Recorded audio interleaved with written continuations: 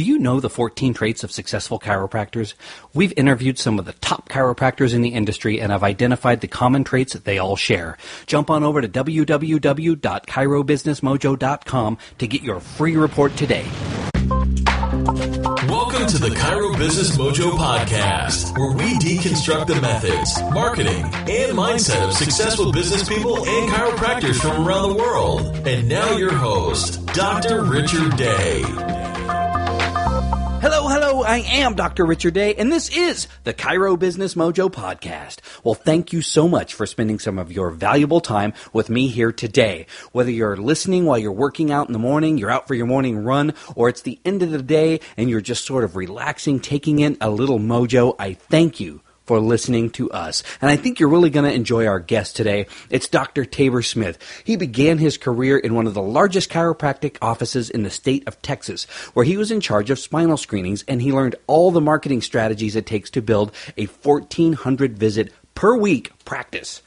Throughout his career, he's performed hundreds of spinal screenings and meticulously refined and perfected his techniques. He now coaches chiropractors all over the world on how to share their unique message of health and bring in a flood of new patients using his simple methods. Welcome, Dr. Tabor Smith. Thank you. Thanks for having me. It's an honor to be here. Well, thanks for joining us today, and feel free to jump in and fill in any of those gaps that I might have smoothed right over. I think you got it pretty much. I know I'm used to the world of podcasting. I've done one or two, and I know just being an avid listener that long intros and bios are not fun to listen to. So I think you nailed pretty much all the important stuff right there. Yeah, I used to go into a lot more detail, and just in the 50 or so episodes I've done, I've drastically reduced it down just so we can get to the good stuff soon. The meat and potatoes. You got that right. Well, look, I checked out your website, speaking of meat and potatoes, and there is a ton of great information on there. Do you mind sharing with us a little of the highlights of some of the trainings you provide? Sure. Yeah.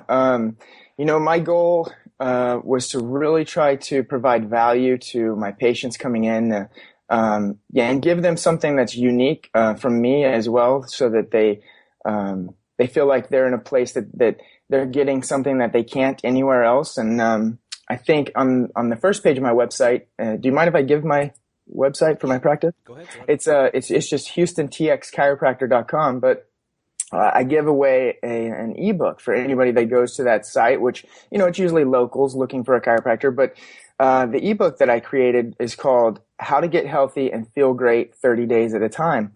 And it's really just a few chapters out of my book, Healthcare or Sick Care, it's your choice. But what it does is it helps people to kind of track their health choices and start to become aware of what they're doing every day. I think that's one of the biggest things I try to teach, is that we need to be proactive versus reactive. And, our healthcare system right now is really a sick care system. It's reactive. It's not choosing, the right path and then preventing a lot of those things. So that giveaway, I call it, and I really think that chiropractors should be giving away something in exchange for an email address on their website. That has helped me to grow an email list around my area and be able to keep in touch with a lot of people I never would have otherwise. But I also try to teach spinal hygiene, and I think that's important. I think dentists have done a great job of teaching that dental hygiene. Obviously, when you brush, when you floss. Well, I think there are things that we need to do about our spine to be able to keep it healthy. Some stretches and exercises we can even do at home. So I created the website homespinalcare.com, and it has a book I wrote about that on it, which is absolutely free to download for my patients and for anybody that my patients refer to that site as well. But I think it's just about giving value and trying to create value, and that's always been a big value of mine, a big intent that I try to create something periodically that my patients really like. So. Yeah, I find more and more in the world of marketing, if you want to use that term, that you have to really provide the value first. And if you can do that, you're going to grab someone's attention at least, and they feel like you've already given them a benefit, and they're more likely to want to establish that relationship with you and go forward from there. I think what you just hit on is, you hit the nail on the head when you said that. This is the new world of marketing, and the old world of marketing was print ad, yellow pages, try to create an ad, a slogan that was catchy, and all these types of things. And that is not what today's marketing is. Today's marketing is education and creating that thing that person wants to help them to achieve that goal, and try to give them a little taste of that before they even come into your office. That's what marketing is to me anyway.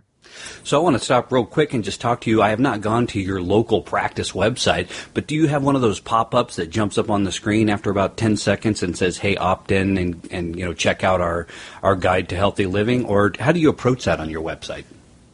I don't. Not that I think that there's anything wrong with them. It's just that I build all my own websites, and I've never got savvy into that plug-in or how that really even worked. But I do think right now they're overused, and I think that they used to be really great. Now when people kind of go to close out their page and there's a pop-up that comes up, usually they just close it, but it does give you a last chance, or, a little bit of an effort to focus on gathering their name and email. So I don't think there's a problem with it at all. Mine is focused on the top half of the page.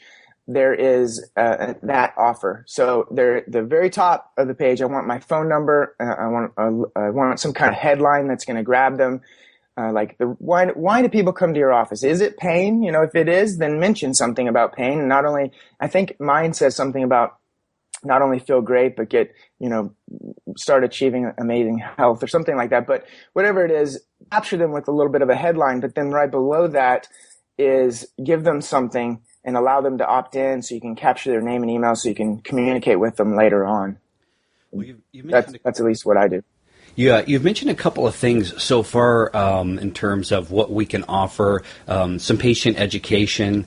And what are the other things that you talk about for chiropractors, the trainings that you offer? What other tools are there? Oh, yeah. Well, specifically for chiropractors, I work closely with Dr. Zano. He's a business partner of mine, Dr. Chris Zano, and we put together chirothoughtleaders.com. And there's just an absolutely unbelievable amount of information at chirothoughtleaders.com. That's all free. You can opt in and start receiving information on how to build a big practice, how to get your procedures down. I also do spinal screening training. I've been doing that since I actually was going to chiropractic college, working for other chiropractors doing spinal screenings. And if it wasn't for spinal screenings, my office wouldn't be here today. I was, when I opened my own office, and I hustled and I got out there, as much as I possibly could.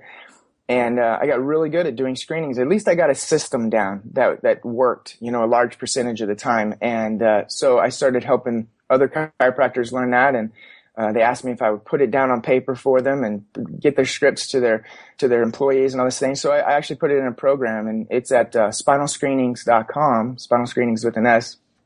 And there's actually a lot of free info there too for chiropractors. If they want help with that, they can just go there and opt in and start receiving some free videos as well. That's great. I've done some spinal screenings, and I've never been fantastic at them. At least I didn't think so. What are some of the strategies you've used? Can you share those with us? Sure. I think one of the things about spinal screenings is chiropractors, some of them feel like just because we have a DR in our name doesn't mean we need to actually get out there and hustle and market. In fact, I think that's the opposite. I think we need to look at ourselves more as an entrepreneur. Until we start to grow this big practice, then we can worry about, what other people think or respect us or whatever. But if you don't have a successful business, you don't have a career. And so many chiropractors, they're just slacking in that area, and they're not getting out there in front of people. And with a screening, sure, I would rather go do a massive talk to a huge audience. But with a screening, I can be somewhere every weekend. I could be at the large events. I can be in front of people, and that's the most important thing when you're trying to grow your practice. I have a couple of pieces of advice for people who are looking for great screenings. Number one, if you're an established practice already, and it's not like you have to really get out there and your life depends on a new patient. then I would focus on just large events. My office does that now, where I used to, if you're a new doc out there and you're like, your business does depend on a new patient, get out there every weekend, find a vitamin store, find a grocery store, find a gym, and just get out there and put a booth up and get your spine and just start checking spines. We're chiropractors. That's our job, is to check spines. It's not like you're just marketing. You're actually providing a value to the community by really checking their spine and giving them an evaluation. But if you're a larger practice, going back to that, look for those big events. That's what we do. Find a big venue in your area. In my local area, there's a large convention center called the Berry Center. And I want to know their schedule. I want to know what events are there. We actually have one coming up here in a couple of weeks. It's a big health fair, a giant health fair that they're doing over there at the convention center. We bought a booth. We're going to be there, and we're going to get some new patients from that. The biggest event that I do every year is a home and garden show. So it has nothing to even do with your health, but it's packed full of people. There's thousands in attendance, and they pay to get in. They actually pay $8 at the door to get in. So they're paying to come to my booth to see what I have there and see what I have to offer. So no wonder, that's one of our most successful events. Yeah. Now, are those pretty geographically close to your office? Or, is it, Yes. Okay, that's what I thought. Yeah. I made the mistake of going way too far a couple of times, and I learned quickly that you have to stay in a geographic area. I would say maybe depending on your demographics, of course. But for me, I try to stay in about a 15-mile radius, 20-mile radius. All right. Well, let me ask you this. For your screenings, are you using something like an Insight Millennium? Are you doing this by palpating? How are you doing this? I used to use the Insight. We would do the thermography, or we would do the Surface EMG. And if you have that machine, I think it works amazingly well. I projected it up on a TV or a projector, and that way people walking by can really see, and it's kind of an eye draw. Right now, we actually transferred everything over. We use a simple iPad, and we use an app called the Posture Screen Mobile. It's amazing. It's put out by CBP, Chiropractic Biophysics, which is an entity that I'm certified in. And it allows you to use the Apple TV to actually project it onto a TV as well. And it's amazingly accurate. I highly recommend everyone out there, if you haven't downloaded the app, even on your phone, that you can get it on Android or iPhone, is check out Posture Screen Mobile. It's a beautiful, beautiful app. Very cool. Well, let me ask you this. It comes down to, you're hopefully, at least like you said, for the new docs, you're hoping to get some new patients out of it, and even for some established docs. But that doesn't always happen, that conversion and booking the appointment. Any tips you have for people to make that happen? Conversions are always something that we're working on to improve. And I think every office is working on improving that, not just in your screenings, but in your day one, day two process, and converting them to care, in every area of your office. I think the first thing that you have to focus on, though, is not the conversions. The first thing that you have to focus on is getting in front of more people. Increasing your numbers always increases the amount of people that you convert. Always. So for instance, I remember I was having some trouble with conversion. I was thinking, man, all these new patients are coming in, and some of these aren't converting to care. What's my problem? So I went and I called up a good friend, mentor of mine, Dr. Philip Cordova. He runs 2 very large offices here in Houston. Asked him if we could have coffee together, and I brought this load of paperwork, and I was like, these are my plans. This is what I'm doing. This is my procedures. How can I increase my conversions? And he looked over and he's like, how many new patients are you getting a month? And that was back then. I was like, 20, 20, 30. And he's like, well, there's your problem. You don't have a procedure problem. You don't have a conversion problem. You have a new patient problem. You need to get out there and hustle. And then when we tripled our new patient numbers, and guess what also tripled? Our conversions and our income and everything else. So I would first of all really, really focus on increasing your numbers. Secondly, of course, it's important to focus on your procedures, on your scripting. You practice what you're going to say. You get confident about what you're going to say. You start listening to, reading green books, listening to chiropractic audios, listening to podcasts like this one right here. And you continually strengthen your confidence in what you do, and your passion and your commitment to chiropractic. And I think that in itself there will raise your conversions better than anything else will. Well, I want to shift and talk about one of your major accomplishments, and that's writing a book. I think I include myself in a group of people that I would love to write a book, and I've talked to other people that would like to do that as well, but it seems like such a daunting task. So how can someone go about that? How do they start? Well, that's a good question, and my books aren't, they're not published by a big publishing company. They're not New York Times bestsellers, and they're not really even that thick. They're really kind of easier reads. But what I did was strategically try to put my philosophy into a book, and then I try to put it in everything else as well. So and this is like, what I would recommend chiropractors do, or what any business owner do, is you take your career, you know what I mean? Like everything that you believe, everything that you would want your client to know, and you put it in a book. Because that's the same information you're going to put in a video. That's the same information you're going to put in a blog. That's the same information you're going to put in flyers that you hand out in your office. That's the same information that you're going to use when you're doing table talk, when people come in your office. And you're just pounding this same philosophy, the same information, as many different forms, as many different times as you can get it in this person's hand, in this person's head, because that's the lifeblood of what you do. And that's what I did with my books. Is I don't have a book that's about basketball, or a book that's about anything else. It's just, I have healthcare or sick care. It's your choice, which is something I'm very passionate about, that, we don't need to be reactive. Our healthcare system is not a healthcare system. It's a sick care system. So if you want to wait till you get sick, then get into the healthcare system, that's fine. But why don't we start taking care of your health today, not wait till you get sick, start looking for the cause instead of just covering up a symptom, and that's something I put in my first book. And, I try to give it to all my patients. I try to have them read it. And then the second book that I wrote was called At Home Spinal Care. And that's really about spinal hygiene, like we were talking about, taking care of your spine. I think there's something that we could do every day on a daily basis. Even if you don't go to a chiropractor as much as you should, look at dentistry. I probably don't go to the dentist as much as I should. I go maybe every 6 months, maybe less than that. But I brush my teeth twice a day. I floss. I do things at home that help take care of my teeth. And then you know what? That keeps me attached to dentistry. That helps keep me making sure that I'm actually going to visit a dentist. And that's why dentistry is the second largest healthcare profession in the world, is because they've been able to get into our households and be able to get dental hygiene in there. And so what I want to do with my patients is get spinal hygiene in their household, be able to, tell them they need to be laying on spinal molding rolls. They need to be doing range of motion exercises. They need to be doing these things, and teach the kids to do these things, because spinal hygiene matters. So, that's really the reason why I created the books, was be like, this is just another way to get this information, and it's down on paper and it's in someone's hand.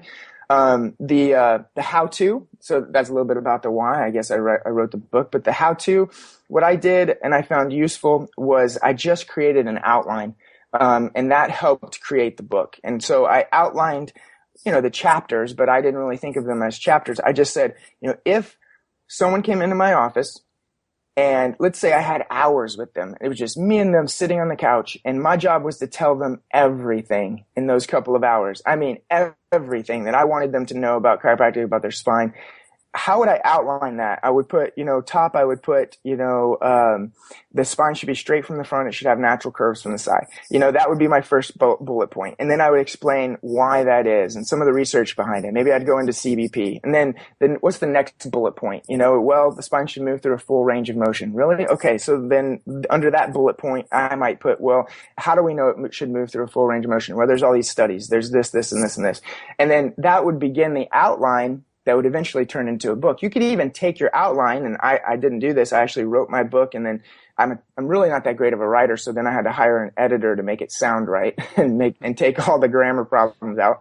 But you could even take that outline, and there's people who will ghostwrite your book based on your outline, and it's still your information because you created that outline. But I think a book is good to have.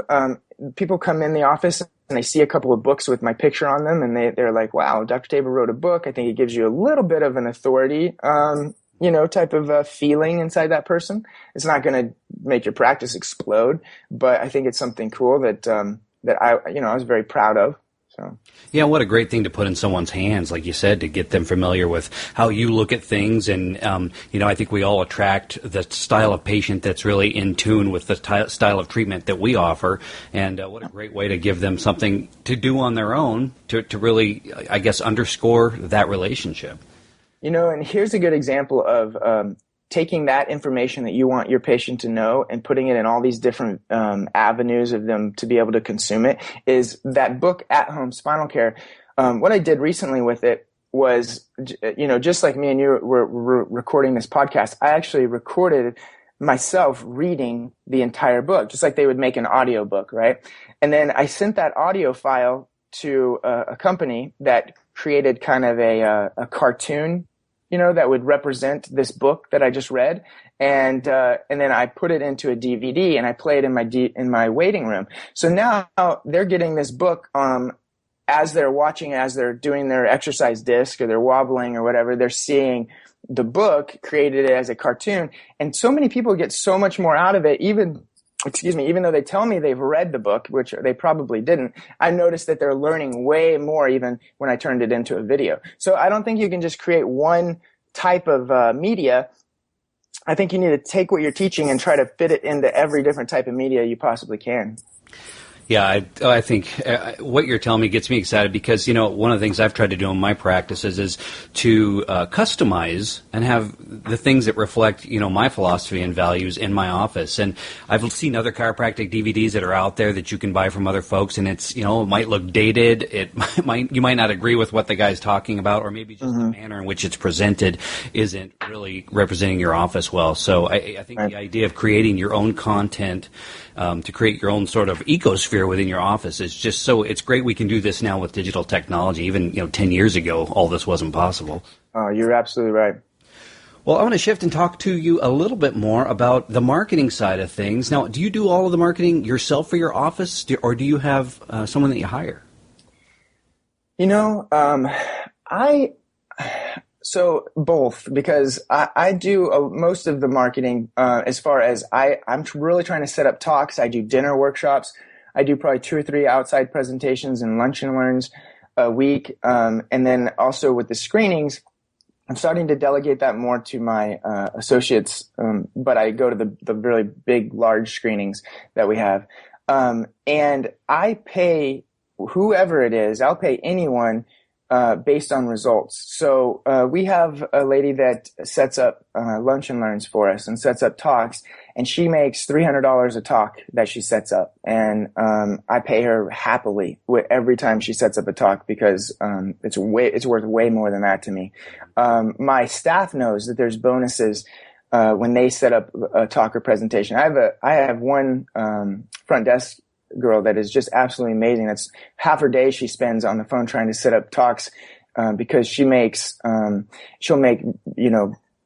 based on how many people come in for an exam, she'll make an amount of money, or how many people sign up for care, she'll make like $100 for a person that actually starts care. And by the way, disclaimer, I don't know in what states that's legal or anything. I do it because I believe it's fair, being able to pay on results. But she makes like $1,000 a week bonus sometimes. And so then my associates, when they do screenings, they will receive the exam fee, the entire exam fee. So they know even if the person doesn't sign up for care, they're getting paid to be there.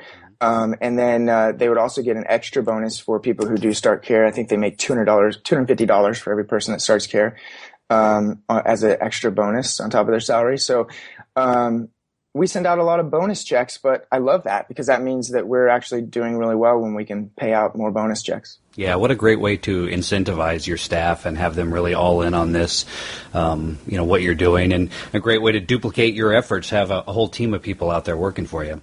Right on. Well, this show is all about providing actionable content for our listeners, and it's divided up between the new docs and the experienced docs. So do you have a single step that someone can implement tomorrow, let's say for a new doc, or this could be a series of steps, but something they can start doing tomorrow?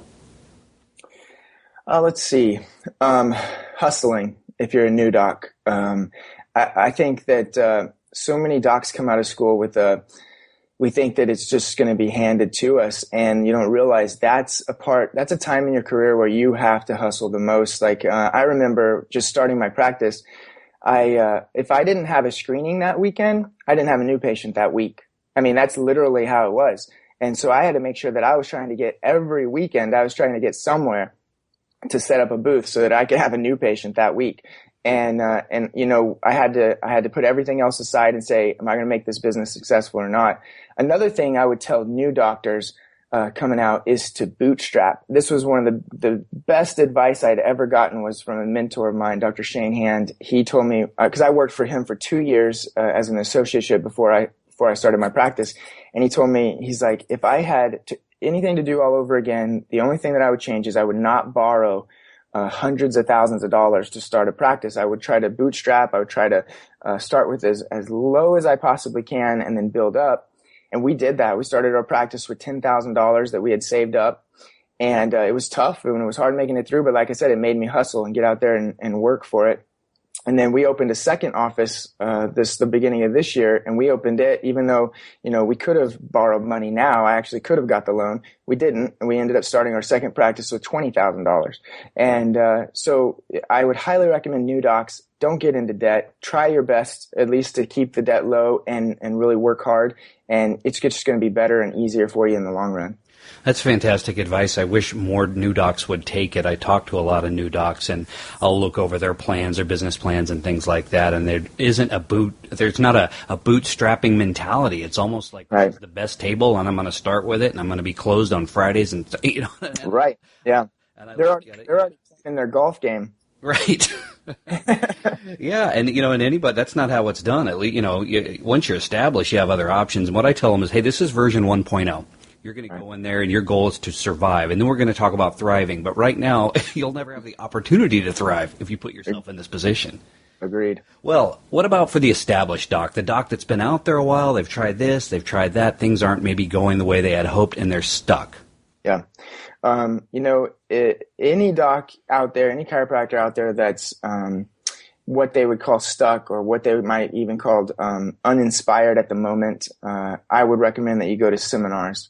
That is the one thing that can turn you around like night and day. Going to Cal Jam was absolutely, every time I go to Cal Jam, and I haven't been every year, but I come back so fired up and ready to just just put in the work, and it's so much fun after you get pumped up at one of those seminars.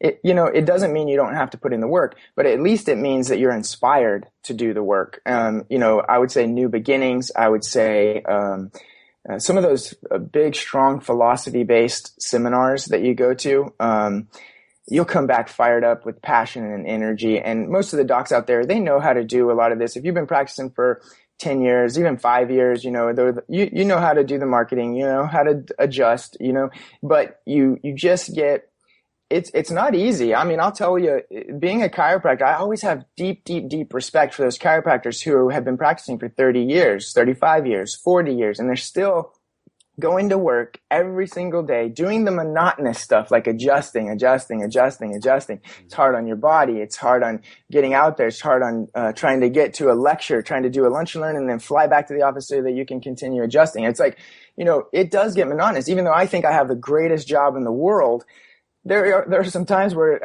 on Friday you just lay back at the end of the adjusting set on the table and go, oh my God, you know what I mean? Yeah. And I have a deep respect for chiropractors who push through that. And I think part of it, and I think even those guys that have been practicing 35, 40 years, they'll tell you, they go to seminars to get pumped up, to be around their brethren, to be around their friends, and to see that everybody else is doing it, and they're really changing lives and changing the world. And I think we forget that. That's great advice. I think the job can be kind of isolating. We talk to people all day. We put our hands on people all day.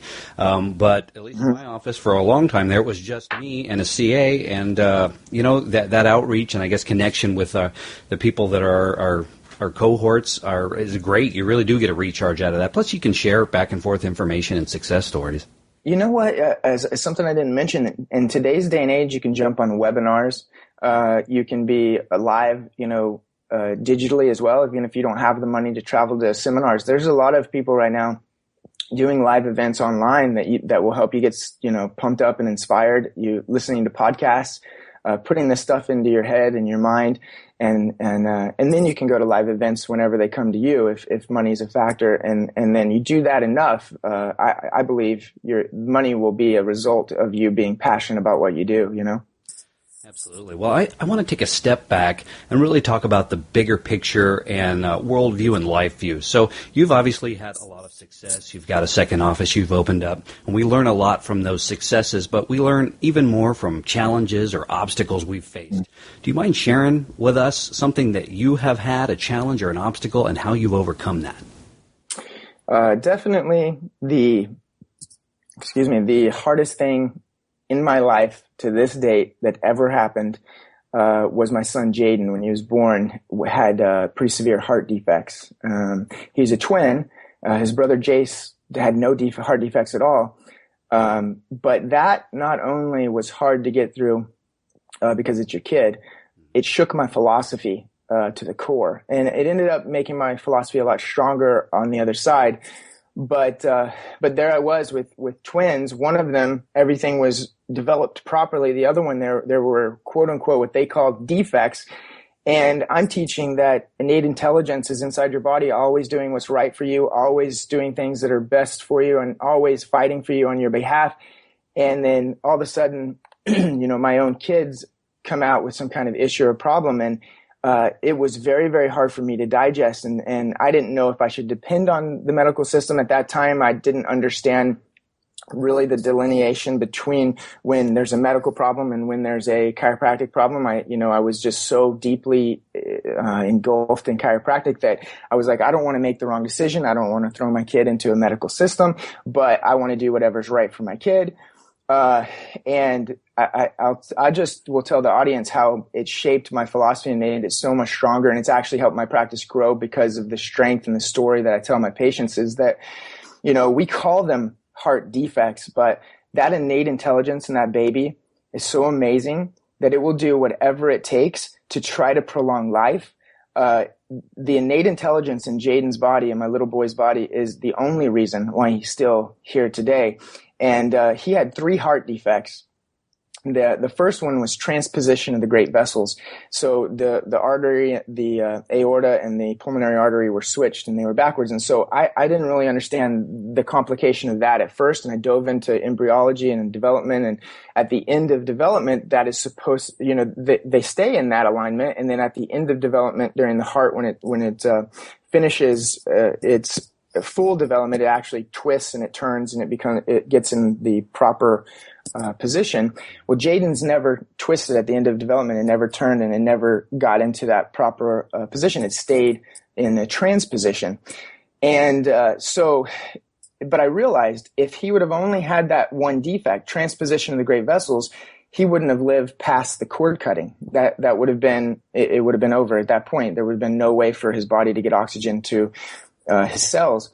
And so innate intelligence and its divine, amazing intelligence, it caused it, I'm going to call it a defect, but it's not a defect. It left a hole in the center of the heart called a ventricular septal defect that allowed oxygenated blood from the left side of his body to get through that hole to the right side of his body. Then I did more research. If that would have been the only 2 defects that he had was transposition of the great vessels and ventricular septal defect, he would have only lived for, a few moments to even maybe a day, depending on how fast we got care to him. Because what happens is the right side of your body, the entire body would have pushed and backed up so much blood into his lungs, he would have drowned in his own fluid. So innate intelligence, again, and its divine intelligence, it caused a 3rd defect, which was pulmonary stenosis.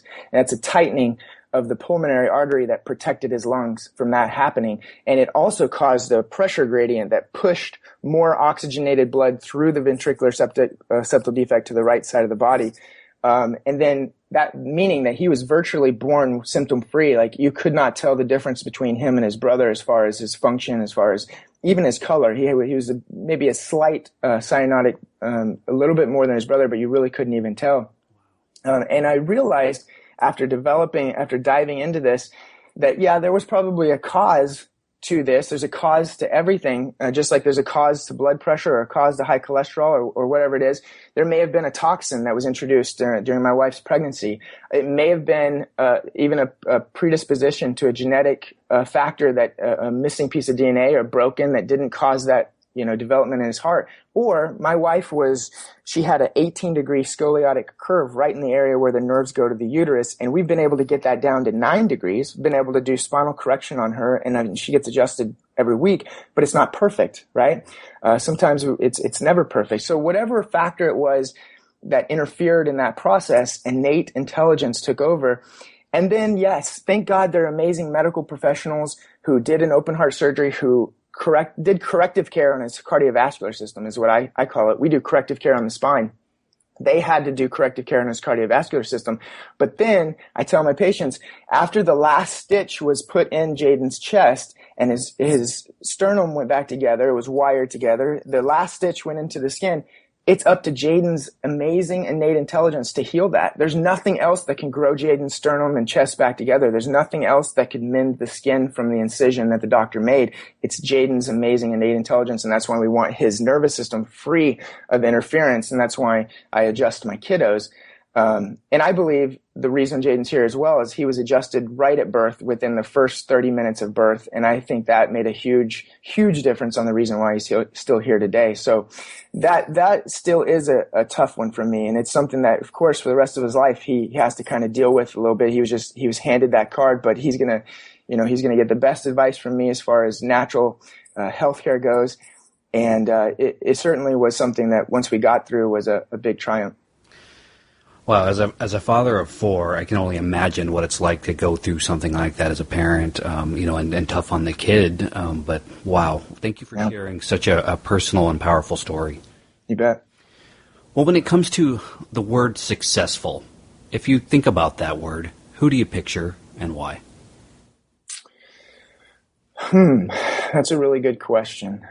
Because I've battled with this back and forth, and it may be something that there's listeners out there that do the same. Is I battle with understanding the word success fully, because I grew up where we didn't have a lot of money, and there were things that I definitely wanted that I did without, and there were times where maybe even embarrassing times, where we didn't have the money to pay for something. And so I grew up thinking that success was money. I need it. I got to have money for my family. I don't want my kids to have to go through the things that I did and be without the things that I did. But even then, I think that drives me to work harder. But at the same time, having kids, as you know, when you have kids, you realize that that's not what success is all about. As soon as that kid is born, you're like, oh my God, this is what life is all about. It's that family, it's that love that you have. And then, what you realize as you grow a business, especially one, I think we're fortunate as chiropractors, to have something that we can be really passionate about. And for me, if I was on a road crew or something, I would just have a hard time getting passionate about building a road, but I'm not, hopefully the people who do it are passionate about it. Right. But I'm passionate about chiropractic, and that makes it fun for me. So I'm so blessed to be a chiropractor. I'm so blessed to be a dad. I'm so blessed to actually have the money to put food on the table and then buy, some extra things that we need. So I really have learned lately that success is not just about money. It's about having, I don't want to say balance, but, just having all those areas of life where there's just fulfillment. And I think Tony Robbins actually comes to mind when I think about success, just because he was the one that said, people who are rich, he's worked with billionaires, and he's like, just because you have the money does not mean you're going to have the happiness. It's the fulfillment that matters. So you could have a less amount of money, you could be fulfilled, or you could be a billionaire and you could be fulfilled. But it's about determining what that fulfillment is. And then if you can achieve fulfillment in your life, whether it's money, whether it's family, whether it's spiritual, whatever it is that it fulfills you, that's success. Well, do you have any daily rituals or habits, affirmations, anything that you do every day to really help you structure your life and your day and find success? So I've tried my hardest to do what, because I have been, speaking of the word success, I've been chasing success. And Jim Rohn even says, success is not something you can ever chase and capture. It's something that you have to become the person that will attract the success. So you can't chase it. It has to come to you because of the person that you've become. So I have tried to implement specific strategies where I've watched Eben Pagan. I don't know if you've ever heard of him, but I bought his Wake Up Productive program, and I try to implement it every day. I moved in with a mentor of mine before I got married. I lived with him for 90 days, and he would get up at 3:55 in the morning, and we would do prayer, meditation, journaling, exercise, and then we would go to the office. And I did it, every single morning. And then I've never been able to implement that structured ritual and do it every single day like a machine, like some people do. So I realized that sometimes your ritual has to be customized to you, and it doesn't have to be something that is specifically, something you get out of a book that's called Miracle Mornings or something like that, because I read that book. But I think it's something that helps you to perform better. So for me, I asked myself, well, what would help me to get more done and perform better? So my ritual would start the night right before I go to bed. I think about, first thing in the morning, what's one thing that I want to get done? Usually it's sending an email, because I try to send emails every morning or at least sometime mid-morning, either an email blast to my chiropractors that are following us, or even to my patients. And then that next morning, I know what my first thing on the list is. I'm up early. I actually drink coffee, but then I don't make sure that I follow it with a big bottle of water. And then I'm either sitting down at my desk here or getting to the office early, which I think is a ritual of mine. I love getting there early before anybody else does, because I can just think and I can just do my stuff. I can send my email. And then I've also tried to be really regimental with my exercise, and it just hasn't worked for me yet. Maybe it's because I have twin 2-year-olds right now. So I decided, you know what? As long as I get my exercises in, I'm going to be all right. I'm going to be happy. So sometimes I'll go at lunch. Sometimes I'll go in the evening when I get home. I actually noticed that sometimes in the evening when I get home, I can't go because now kids are asleep. I'm trying to help my wife. So I bought a kettlebell, and I learned some kettlebell routines to do at home, in a 15, 20-minute exercise there. And so instead of creating this structured ritual every day that I do, I try to just do what Eben Pagan says, manufacture success. So I think about the things that what would be success for me? Well, success is if I drink enough water every day. Success is if I exercise at least 3 times in a week. Success is if I, if I did something to grow my business. And so to manufacture success means to set yourself up to achieve those things. So you set the water out every morning. You create your breakfast that you're going to eat the next day. Or you say, okay, this is already Thursday and I have not been to the gym yet. That means I have to do it Friday, Saturday, and Sunday. I have no choice, And so you're manufacturing success and thinking like a year ahead. If I don't do this every week, I'm not going to be there in 1 year. And that's been my best ritual and keeping me doing the things I need to do. So it hasn't been real structured, but it's there every week. Yeah, if I could summarize for a little bit, it sounds like you're saying, you have a success framework, and then you have some fluidity that, it allows for real life in there. But that framework is, hey, I'm going to work out that 3 times a week. And I see that in... I love that, yeah. In terms of, following, if I could use an analogy, following scripts in chiropractic. I'd much rather tell people find a success framework and choose your own words instead of memorizing some script that isn't you, that's going to be rigid and really hard to follow. Absolutely. Well, we are in the home stretch in this interview. I want to talk to you about a couple of other things before you go. Do you have a favorite book you'd like to recommend? I have 2 favorite books. One of them I always recommend because most people have read and most people that you interview will recommend this book. But I think you're crazy if you haven't read Think or Grow Rich by Napoleon Hill. It's a great one. But the book that really changed my life and really switched my mindset when it comes to entrepreneurship is it's called The 4-Hour Workweek by Tim Ferriss. Love it. And it's not even about chiropractic really, and it's hard to even... our chiropractic model of business, it's hard to even extrapolate, but it makes you think differently. And that's when I really started. It really was a big shift in my success for sure when I read that book. I didn't just read it either. I mean, I made my own workbook. I wrote out outlines after it. I mean, I studied it, and it's just an awesome book. Yeah, I reread it earlier this year because it is filled with so much valuable information and, a mindset shift. Yeah. And even though it's not chiropractically related directly to being a chiropractor, it is directly related to figuring some things out, getting more done in your day and in your life. And it was mind blown, after I read that book. So wonderful recommendation. Absolutely. Well, what's the best business advice you have ever received? Let's see. Well, honestly, I think the reason why we've done so well and kept our debt so low and profit higher is that the business advice we talked about with Dr. Shane, how he told us to bootstrap, start and not get crazy about our spending, but actually focus on, being great adjusters, providing great care and providing a great service. And you don't have to have all these bells and whistles and crazy expensive machineries to provide great service. It's fine if you do, for those clinics who understand that model, maybe that's a great thing. But for me, it would be to be conservative with your spending, but be over delivering when it comes to your service. Well, what is the best way for people to reach you, find out more about you? You had a couple websites you mentioned earlier. Mm-hmm. Go ahead and share any social media, anything. Sure.